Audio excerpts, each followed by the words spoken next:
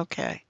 So I'm Marcy Turman. I'm a partner in the Panzura Cryptocurrency Hedge Fund, and I'm also one of the founders of Immerse.land, the immersive VR cryptocurrency trading game.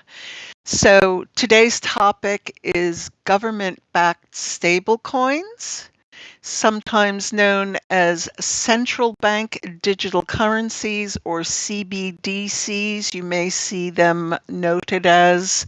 Are these the next logical step in the development of digital assets, or so against the principles of what cryptocurrency is meant to be that they represent its oncoming death? So, first, for people who are watching this who are kind of newer to cryptocurrency, I thought it might be a good idea to explain what stable coins actually were. So, as the name suggests, stable coins are cryptocurrencies whose value is meant to be more stable than the rest of the asset class, which tends to fluctuate greatly. Stablecoins do this by having their value tied to a currency, a commodity, or a financial instrument. And they serve many purposes in the cryptocurrency ecosystem. But for example, one thing that they do is replace the difficulty of on-ing and off-ramping between crypto and fiat. So this would allow you, for instance, to move value in US dollars quickly between cryptocurrency exchanges where you may wish to transact business. Today, we're discussing a different type of stablecoin. Instead of being created by a private company, CBDCs are created by governments. And according to the website cbdc.org, in October 2022, nearly all countries around the globe are at some point on a roadmap of either researching or launching a CBDC. So it is a fact that CBDCs will be part of our financial lives in the future. Today we have several interesting people who have joined us to discuss this issue. We have Gavin Smith, who works with me at Panzura. Wave, thank you. We have Dan Petrovic. Dan, would you care to introduce yourself, please? Sure, Marcy. Can you hear me? Yep. Yes. Perfect. Yep, Dan Petrovic. I been in technology and finance for 28 years, and I looked at digital assets from 2014. I started looking at it then and invested a few years later. My background, I've been involved in setting up a digital custodian, invested in one, worked for an institutional one. Now I provide advisory and guidance and corporate services to firms and traditional firms and crypto firms looking to get established in digital assets. So I've looked at storing digital value in collateral. So stable coins, central bank currencies are very much something in my purview that I look at. And we have Paul McNeil with us, the crypto curator. Paul, do you want to tell us a little bit about your background? Okay, you are muted, Paul. We're going to come back to you. We also have with us Tabalo Torres Valderas. Tabalo, what's your background, please? You're muted. Now you're not muted. Hi, yeah, so I'm Tabalo. I'm the founder of Udem. We're kind of sort of a fintech firm, and we have a cloud software where we train analysts in cyber, crypto, and finance. And then we also do sort of advisory consulting for IT and this concept of the cyber estate. So thanks for having me. Excellent. Amna is moderating, is helping me with the event. She's, you can't see her video right now. Paul, do you want to try unmuting yourself and giving us just a little idea of your background? Still muted. Okay, we'll come back to you, Paul. So let's start with a relatively benign question for what is a really juicy topic. Why would a government want to get involved in the creation of a cryptocurrency, which up until now they've viewed as kind of smelly and untouchable?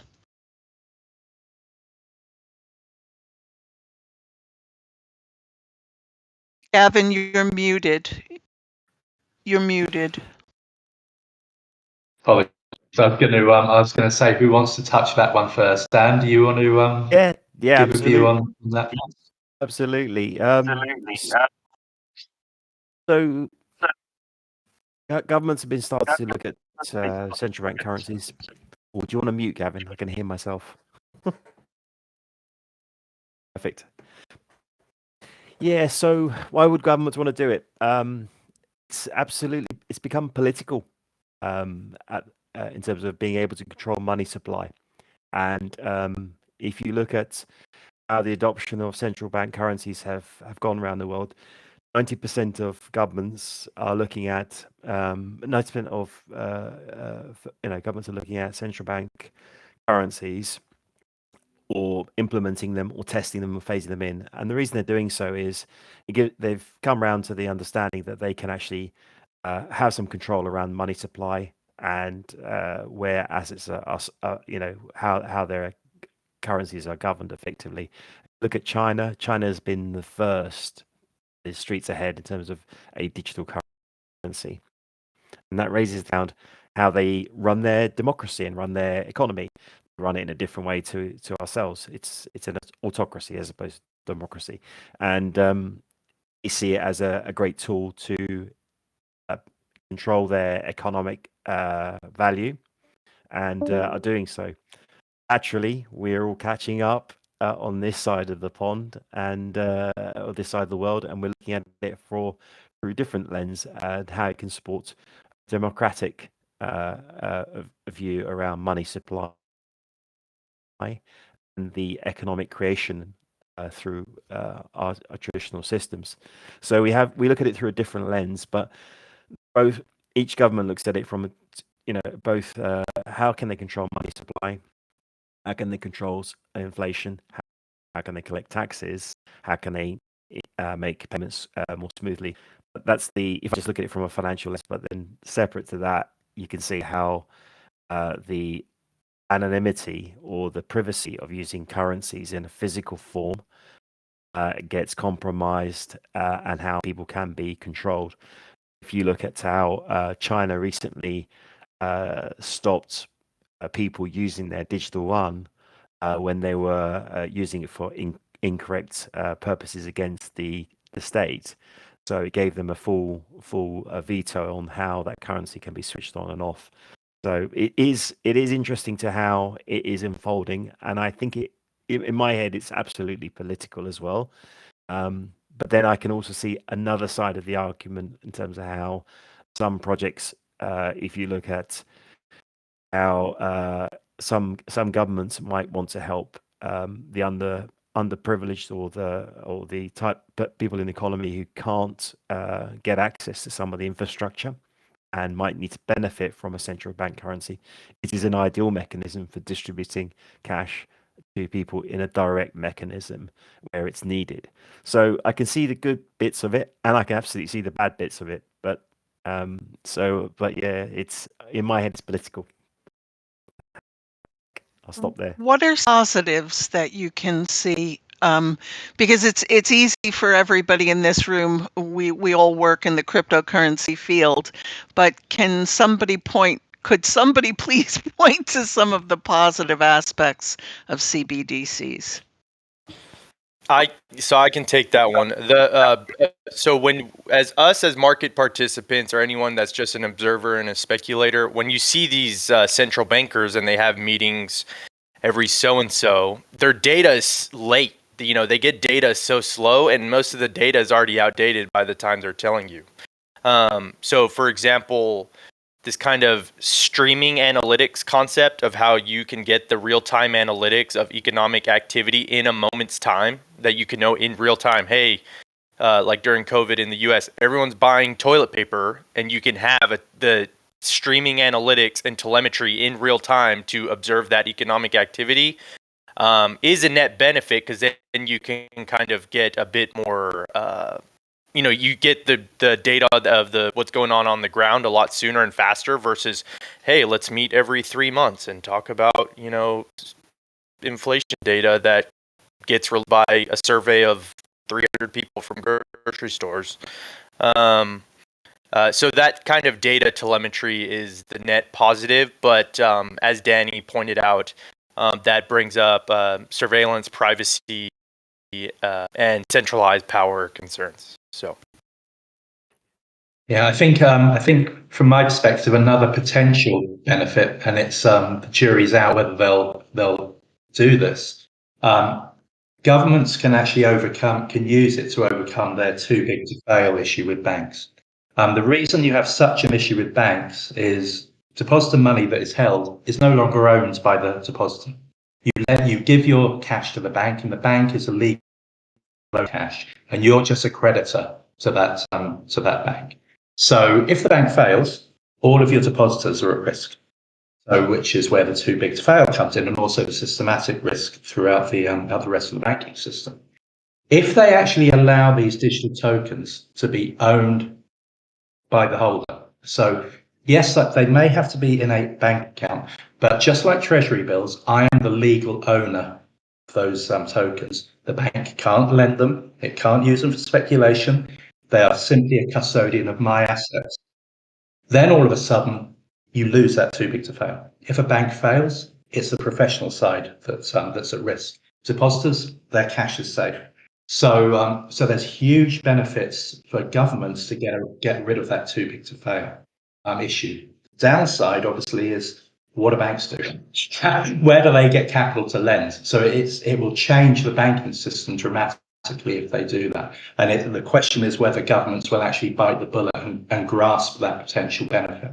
That's because that's where I see the real upside. If I still don't own those digital tokens, why do I use them? I may use my Barclay card because the money still isn't mine. The money's still owned by the bank, and I'm a creditor. The only value to me as an end user and my company is if I can put those tokens into a wallet, albeit a regulated wallet by a bank, and it's legally my asset that can't be lent out without my permission. And that's the extra benefit that you can have CFI that allow me to lend across a wide range of borrowers, and the bank simply becomes an intermediary. They facilitate that lending, and they manage the KYC and the proof of ownership aspect of it. And instead of giving me nothing for my money, lending it out and taking all of the term. So I think it really does give the potential for to combine what's in the DeFi space and changing what happens in the centralized finance space. I'll shut up now and let somebody else speak. No, it's really interesting how you laid that out. So if you just take a step back and everything you just said and sort of lay it out, what you've got there is, in my view, you've got central bank digital currencies, which divide into two parts. One part is a wholesale banking product that governments might use at a wholesale level for real-time payments between state to state and money supply, and to understand the telemetry of what's going on at a global level. And then you've got retail CBDCs, or retail coins, effectively, and the interplay of this public and private blockchains that we talk about with DeFi and CeFi. That is that next overlay of things that will develop. I think in order to create a value or CBDC value that works, you need to separate out private stable coins, which might be retail and business type stable coins, and central bank coins, and have those play in those two different spheres. Now, there will be a link between them, but what you need to, what I envisage will happen is if you go to China, there isn't a public and private, it's all one. In our world, in our democracy, we have economic value, we have borrowers, lenders, we might have assets that we want to hold indefinitely and not have them rehypothecated. And that's the beauty of digital assets, is that you have that control. And that next level of how this develops, you're going to end up with multiple different systems where you between bank whole collateral and that bank to bank transfers, and then you're going to have the next level private stable coins or retail stable coins. Before we can get to retail, I think we need a business CBDC or a private stable coin that can be issued. Because if you didn't have a private stablecoin that could be issued and could be borrowed or lent or held so that you could earn value from it, extra value, I think what you'd end up doing is removing this whole, because then you'd the state, and that wouldn't benefit the economy unless we had an autocracy. Up an interesting diagram, which I want to come to in a moment. I just want to come back on that, Dan, because one of the things that the chairman of the FinTech Committee, Government FinTech Committee, said in a conference, I think a year ago now, one of the wants to achieve is to be able to see the transfer of that value from source to destination. And they're not just talking about bank to bank, they're talking about to the end user. That can't be achieved unless you have the central bank tokens extend into the retail space, because if it stops at the bank, it gives them nothing. So I think it's really a question: are the government willing to leave that, not have that information? And it touches on what Tabalo said. If they don't have that information, yes, they can track money supply to a degree. But if more and more people are using these private stable coins, all of a sudden you're going to be in the same situation you are with cash. Your M0 isn't tracked. Yes, because it's sitting in people's private wallets, which using Tether or something which is not a central bank token, and you're not able to see a full picture of your money supply. So I think it's quite difficult to actually separate that and give the full picture that they're looking for. Another capability in terms of thinking like a central banker or politician at that level is how they can apply monetary policy to their constituents. So right now, there's just a blanket master monetary policy. The Fed funds rate, not entirely sure of the England way, but I'm assuming it's very similar structure. And it's and essentially it's just a blanket rate, and then it trickles down from there. But if they have, with these certain architectures I've just put up here, and if they have more direct implementation of monetary policy to a consumer or a citizen or retail in banking language, is that they can do dynamic monetary policy in the sense where they can say, hey, this demographic of young, working class, growing in career, we can give them lower interest rate, and then the older generation who is hoarding all the money, we can give them negative interest rate to force them to spend it or transfer the money. So that kind of mechanism is what they, in theory, could do with these type of technologies as well from a monetary policy perspective. I think I agree with you, Tabalo. I think you can. There's a project that's going on at the moment, and in Kazakhstan, Stultenge, and there are just another government who's looking at how can they create this sort of I use the word leveling, but essentially how can they distribute state-backed monetary value to groups that need it effectively.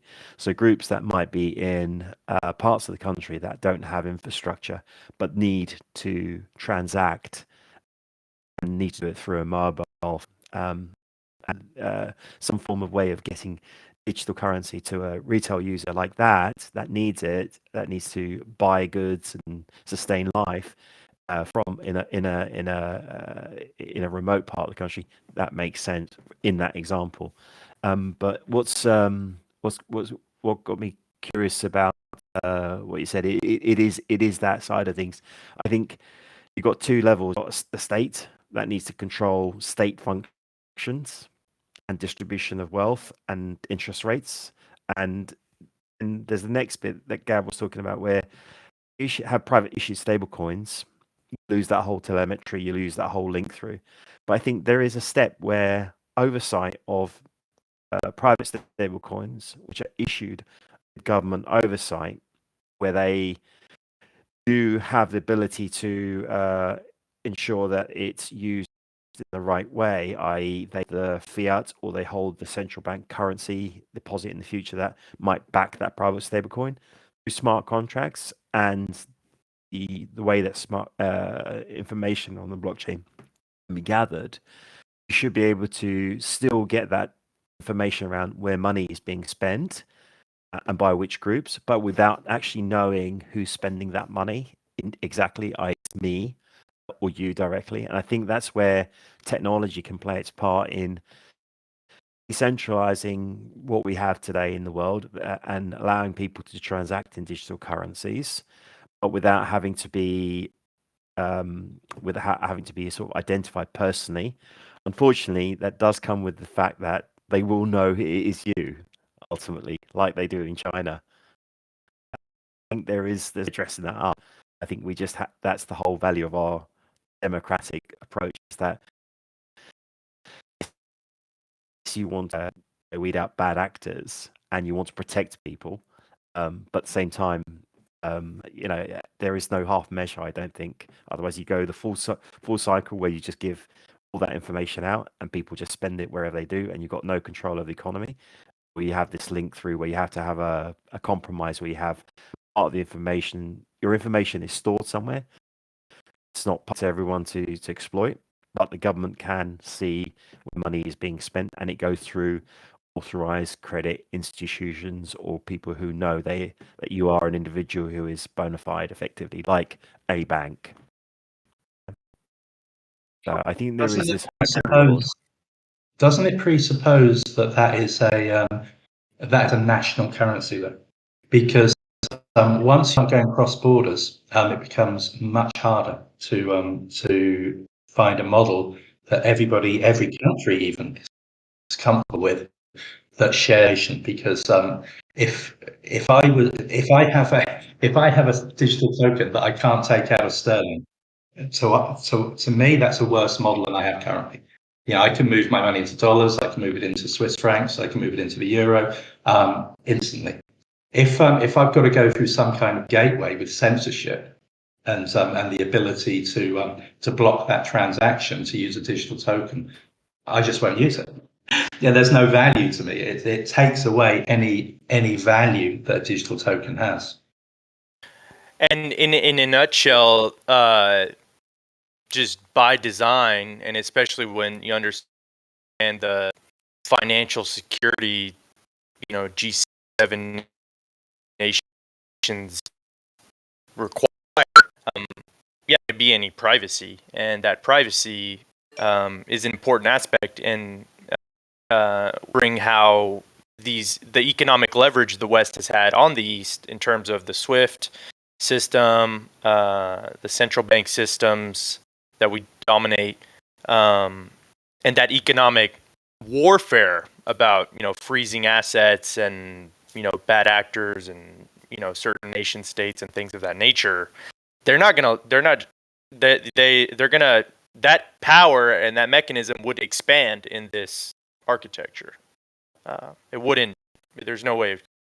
Well, it's not so much the bad actor element. It's about sharing of information. If I use my token, which is held in a UK wallet, to purchase something from the US, how comfortable are the US government going to be releasing details of that end recipient of that token to the UK government? Now, UK and US, perhaps they would, but then replace the US with Kazakhstan. There you go. Or even Japan. It's there is a question around sovereignty of information that I don't think they've even started to think about yet. And either you make it trans international, in which case you have this problem that hasn't yet been resolved, or you make it domestic. So that's why I think private stablecoins do play a role in that, and I think you still do need institutions within multiple countries which will control this secondary market of currencies. And then what we as individuals will spend our currencies globally because it's a by currency linked to a sterling or a dollar or a euro, and it's come through originally a credit institution who has verified the owner, the originator, the sender. They all know that it's correct. That chain is all correct to bona fide users. And then at a wholesale level, that feeds up, and that should create a mechanism of real-time gross settlement theory where dollars should transfer. But maybe if you take a step back, what will happen is what happens today. People create reserves of underlying foreign currencies because individuals transact. Now, it's down to those organizations who might want to create or protect those reserves against their deposits and loans, and they will do that in a secondary market respectively. Yeah, and it won't cause governments to have to send, shouldn't really have a knock-on effect for governments to have to send multiple dollars, because these are private companies who are managing their balance sheets. Now, in order to get drawdown of actual the underlying CBDC or the fiat in the case today, they would need to go back to the originating government and sell those private stablecoins for the reserve currency, which is the CBDC. So you kind of create a mechanism where if you are to go back and you want to extricate the CBDC and move it, it has to go through a mechanism at the government level, bank to bank, commercial to commercial, wholesale level. And you have to create this secondary market. And I think that's kind of where I look at CBDCs. CBDCs operate at a level. The man in the street shouldn't be involved in CBDCs. The man in the street should have either a retail one, which goes to a specific community of users, be it public employees or the folks who need economic help from the state. And then you have the private stablecoin market, which is where the economic value will be created between these business participants, be they tech firms or credit institutions. And I think financial regulated institutions are changing. If you look at what came out in the press yesterday, the leaked MiCA document, and there was a section for the regulation in Europe around crypto assets. What they were talking about is how stablecoins will be regulated in that market. What it was talking about was there's responsibilities that people have for these private stablecoins in making sure that there is a reserve backing those stablecoins, and they are responsible for ensuring they have that reserve in order to pay it out.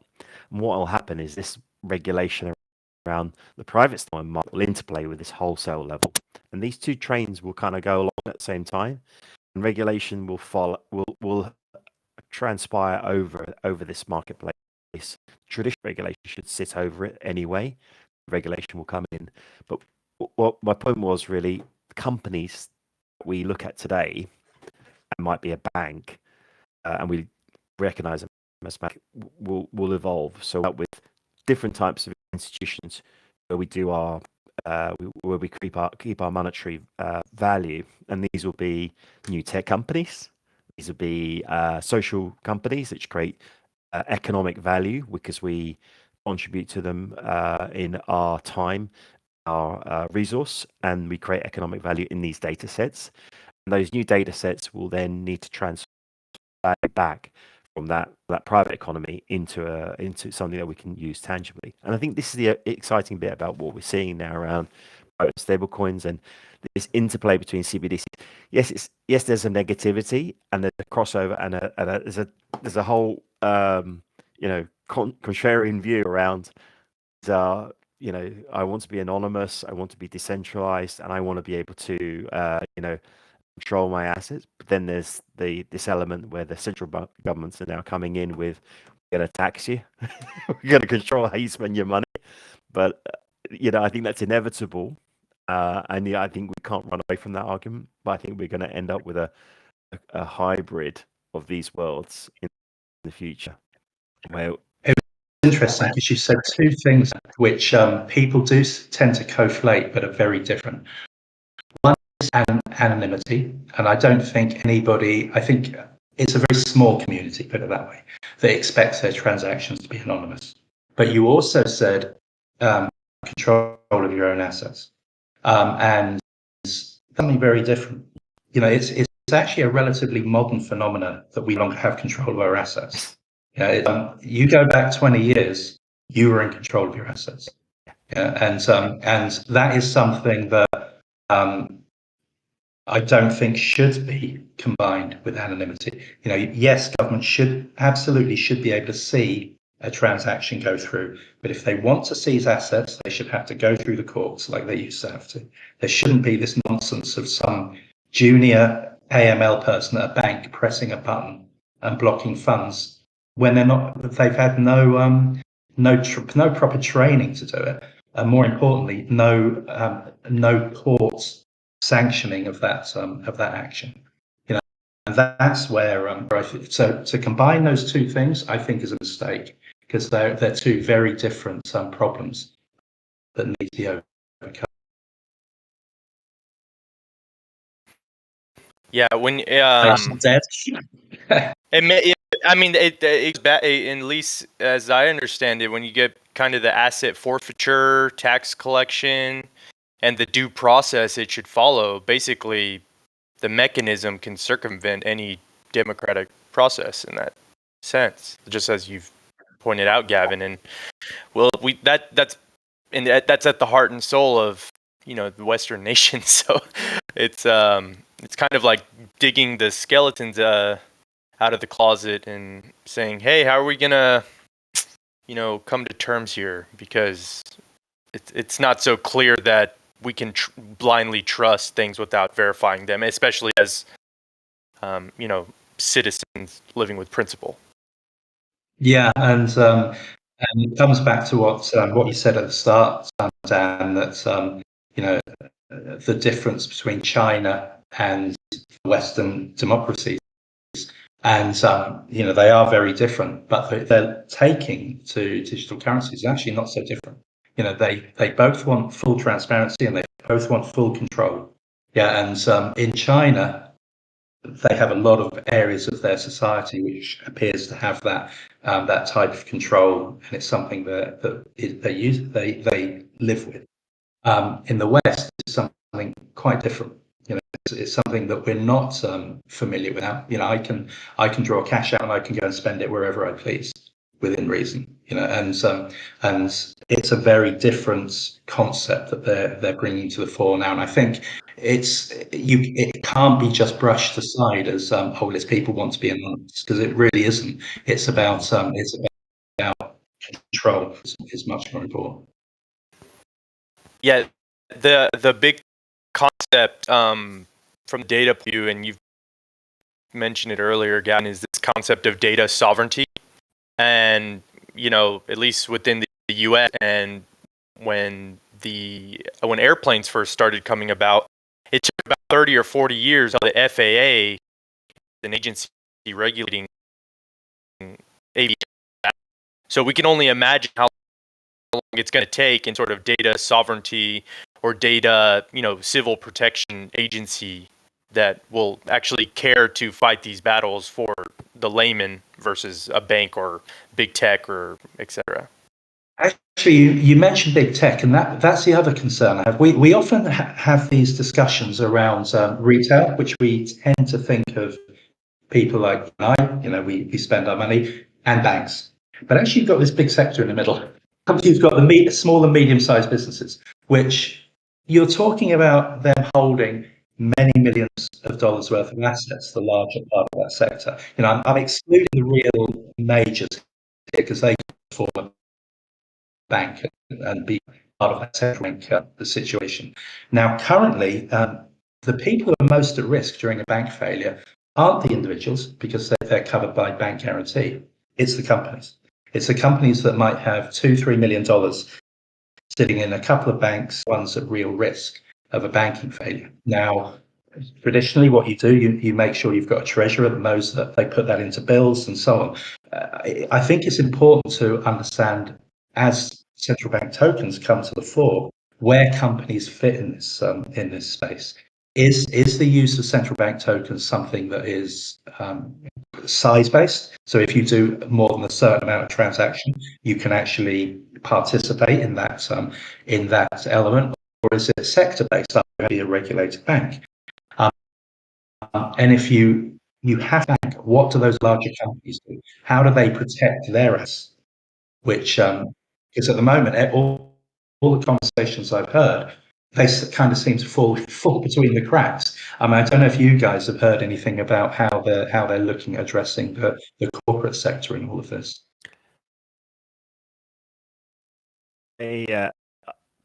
On the corporate side, I've been looking at projects which revolve around private stablecoins, because you're seeing this sort of this is part of an infrastructure play, effectively, in my head, where corporations need to create economic value, and they already are.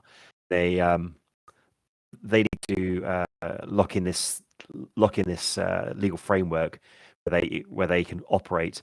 Now, I agree, there's going to be a model where you become systemically important, the national infrastructure, if you have a lot of this economic value, and you then end up going up a step, effectively. And I think this is sort of another sort of level. So I simplify it, but you've got wholesale, private business, retail, and then everybody will fit into one of these, three boxes. You're in the retail box, and our state will change as well, because I might be a retail user, but I might also be a business user as well at some point, because I will have a personal interest and I'll have a business interest. So I think the stuff around regulation and laws and the constitution and precedent and stuff that we have, Bill of Rights, all these things should still play and stay in existence, but they should take in other concepts around the way that the state of our asset state can now change in an instant, and it can move from being working in an interplay between a central bank state, a private capital state, private business state, and then into a consumer state. And laws need to sort of work out who they protect in these different areas: business law, retail law, and then laws around protect the into G7 type stuff. Yeah, it's kind of how I see it. But you're right. It all transpires against the whole word and thinking globally. Again.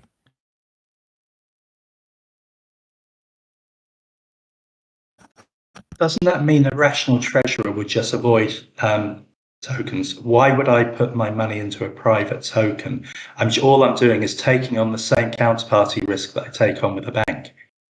Great. So I may as well just money in treasuries and keep them out of the digital arena. So why would you do it? And this whole component around treasuries, these companies are banks. And you look at Google, Amazon's, or the new tech companies, they have so much proceeds that they are banks in their own right, and they run treasuries, and they have supply. They sit in this world. They could be seismically important structure.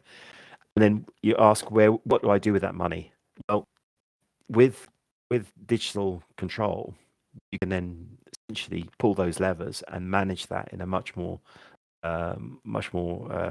accurate way, I think. And you can get yield out of those products, yeah, and you're not constrained out of having to just hold it in one particular currency or one particular government's coffers, and you can use it for that, creating that economic holding currency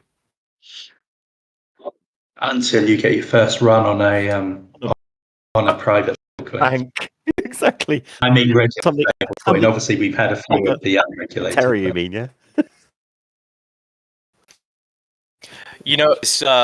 This contrast between sort of the technocratic governance versus purely financial governments at the governmental level is an interesting one, and how it'll sort of evolve in the courts in the future. But purely it's like, there's a joke I've heard that's like Amazon's more solvent than the U.S. Treasury, and in the event there was actually something to happen. So it's like that United States of Amazon, and the mechanism of these data companies where just through technical means can enforce and govern, disregarding to anything the courts or the legal framework or anything has to say about it, just through the pure means of the technology, is something to truly consider. Because how do you go into Amazon and you say, and how does a regulator go into Amazon, or a central banker go into Amazon and say, hey, change your source code to do this to help us get tax revenue in our coffers or something like that, So it's an interesting kind of move. Yeah, although ultimately, I mean, they stopped Facebook with Libra. So, ultimately, anything that is certainly for the retail stablecoin will absolutely have to be regulated and should be regulated. I don't think anybody thinks that it should be the Wild West in terms of stablecoins to be assets you rely on. My concern isn't that they shouldn't be, I'm not saying they shouldn't be regulated. My concern is if I'm being forced into this route as a company of holding these tokens rather than central bank tokens, then all you're doing is foisting all the risk onto me. So I may as well not use them. I may as well put them in. And I agree with you. I would rather put my money in Google than with a lot of the banks out there. But ultimately, you're still taking that counterparty risk. And if you are domiciled in the US or in the UK, then the best thing to hold if you don't want risk is your treasury, because ultimately in their own currency, they're solvent. They're all solvent. So that's. But it is. I'm great at asking questions without having the answers to them, which is why I have you guys on to talk to.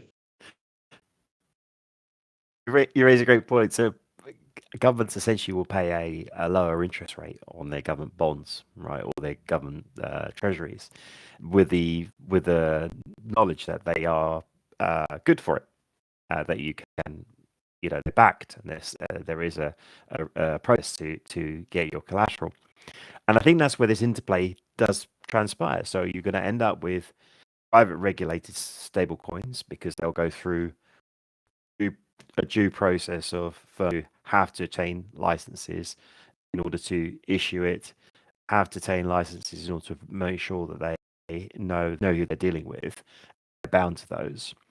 They will then create that economic value and this treasury value, where they will provide you as a treasurer to be able to put this Amazon coin or this Facebook coin or Meta coin now, and it'll be a bond. It'll be a currency, but it'll be linked to maybe their share or a bond that they've issued, and create a yield. And we have it today, yes. But I think what's firms being able to create their own form of collateral should give them much more independence around how they manage their economic treasury. And we as users will have the choice of buying a share and sticking it in a pension, never looking at it, or actually getting some utility value out of using this collateral coin from these companies, because it might be associated to something that I'm more drawn to, because I use them as a service, and because I'm a user, I might get value out of using their tokens. Business set up that way, or a particular user of their data services, or I'm a massive Instagram fan or Instagram user, for example, and I get benefit out of their postings, and it creates my likes, whatever. There could be other incentive mechanisms that we're not really going to cover, think about at a central bank currency level, but which will have a knock-on effect to how this economy, this data-driven economy of value, goes. And I think the taxonomy of some of these assets are probably not using the right framing for it, because it's concepts around anonymity as well, which you pointed out earlier on, and value transfer. Again, it's all it needs to be addressed, because people are going to have to know how these things are labeled. Yeah. The language we use is interesting, because from a central bank digital currency, we call it value transfer, but really it's just data transfer. It's just some information transfer. So the value, that's a perception, right? Versus saying concretely, hey, the institutional token is valuable. That's actually an interesting, and we're a long way from this now, but you can see a situation where they become 100% the way you get transfer between central banks. All of a sudden, countries have to be are for the anonymity openness question also falls on them. If it's on a blockchain, potentially everyone can see their money supply. There's no, you don't have that ability for central banks to obfuscate what their money supply is if everything is on the inter-central bank blockchain. So that's another thing which I think I hadn't even thought about until listening to you speak. They will have challenges as well in how they manage their monetary operations when everything they do becomes very transparent to the world, to the markets. To be honest, I think they'd rather go to war than show their accounting books. But see, a year ago, that would have been, that can never happen. With what's happened in Ukraine, you're kind of thinking, yeah, it kind of gives you that uncomfortable shiver. One thing that I wanted to cover before we sort of come to the end, they're often lumped together, but asset-backed tokens. So tokens that are linked to gold, to a basket of commodities. Once you've got a legal framework and an audit framework, all of a sudden they become much more attractive if they're regulated in a similar way. Can you see a situation where they become the vehicle of choice rather than funds which invest in gold? Fund ETF, ETFs that invest in gold, simply because the transaction costs are so much lower. Do you want me to jump in on that one yet? So from my seat, I look at it and I think, look, gold as a store of value has always been, it's been there for centuries, and I can, digitize it and show that there is a physical store of it somewhere that is backing it. And if you look at Paxos Gold, that product has gone from strength to strength, and it did so at the beginning of this year. And there was a crisis and a war that started where people were moving to a flight to safety, because they were looking at it from, it will preserve its value, and it will go with demand, and because it's a scarce resource. So people move to these natural resources, and it comes back to the same. I think there's going to be, natural resources linked to the blockchain, which are finite, will certainly be a preserve of value to some degree. They will be traded value as opposed to which is your old world, right? It's lithium and natural resources, which are essentially our weapons of sustaining our future life. Effective lithium, battery, sort of battery constituents, and minerals like nickel and so forth, which finite minerals, but will sustain an economy because it will need to use those physical assets in order to create new technological. I think you look at it from that seat and you go, is there a market for that? Absolutely, because what will happen is that also comes into that central bank model where you want to, natural resources are your picks and shovels, are your future economy, because you'll need those assets. So do I think physically backed coins will exist in the future? Absolutely right. How will we access them as consumers, as governments, as businesses, that'll also all play into this sort of central bank digital model, I think, in the future.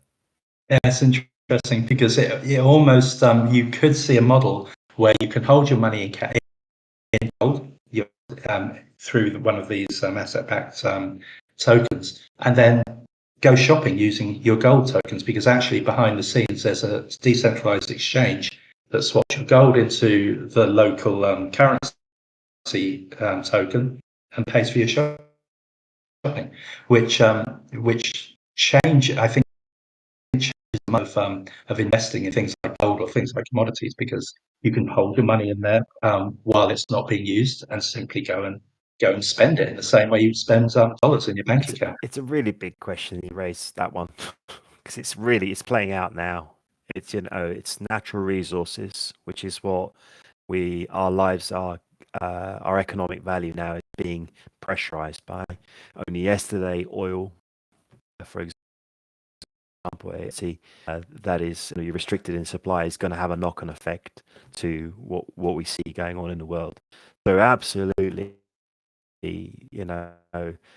China has stepped forward in terms of trying to acquire as much natural resources in the world as it can, because it sees this as central to its economic value. Will they be linked to central bank digital currencies in some form or shape? By proxy, for sure.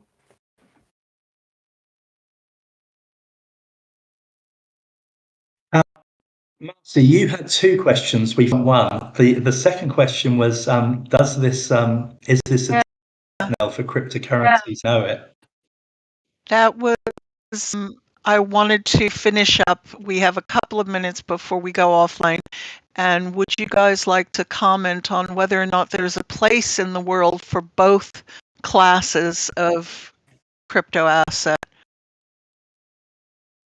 So the non-stable coin type, or will stable coins kill them? I certainly think there's a coexistence, just a natural coexistence that will take place. At Davos this past year, they kind of released their strategy about how they're arbitraging the crypto market, and they're partnering with players like Ethereum, Chainlink, MetaMask to get it sort of under this banking compliance structure. So they understand the cat's out of the bag. So to say death to it and make it obsolete, I think it overestimates their competence. But yeah, they would certainly coexist.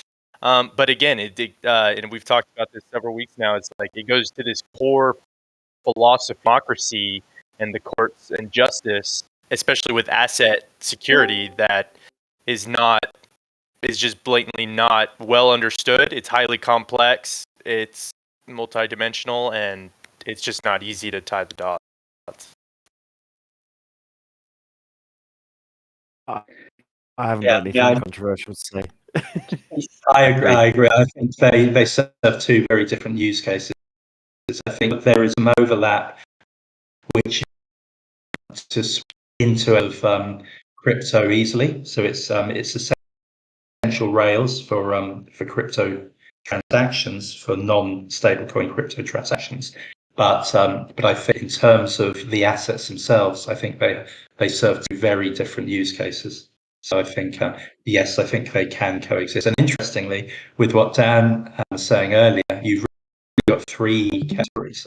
You've got the non-stable category, then you've got your central bank stable and your private issuance stable. And I think the final thing I would say on that is they used to allow private issuance of dollars, and that came to an end at the start of the 20th century. And it'll be interesting to see how long central banks will allow private issuance of basically their own money supply. I think that may have a limited shelf life as well, be a transitory time when they coexist until central banks have the rails to do the full end-to-end and retail. 100% in agreement with you there, Gavin. I think it has a limited shelf like private stablecoins, but they play a necessary transition into where we get to, because central banks are not there yet. There's two concepts and issues for them to grapple with: legislate, categorize, and that does take time.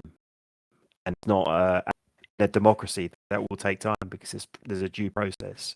So I think you're right.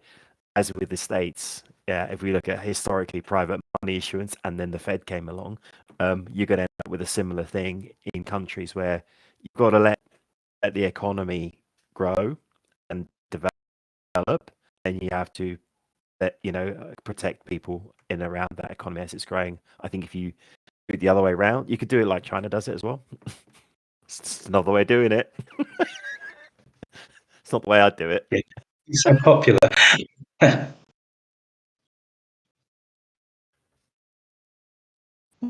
We would hope that isn't how things are being, though there are, I have heard about points in governments in the West that are trying to adopt similar policies to those going on in China, which I find extremely disturbing.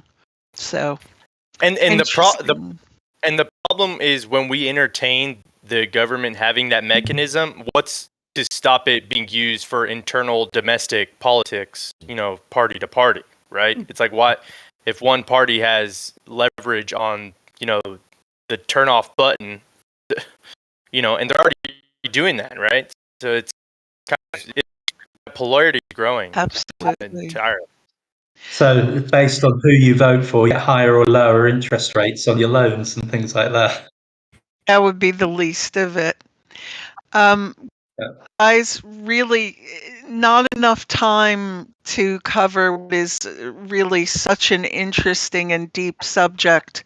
And I want to thank you for your always very interesting. Next week we will be we'll start to touch on the big issue of non-fungible tokens, NFTs, which I know you have some opinions about, Gavin. I'm interested to hear what you have to say about them. You know me, I've got an opinion on everything. Thank you, everyone. Thank you.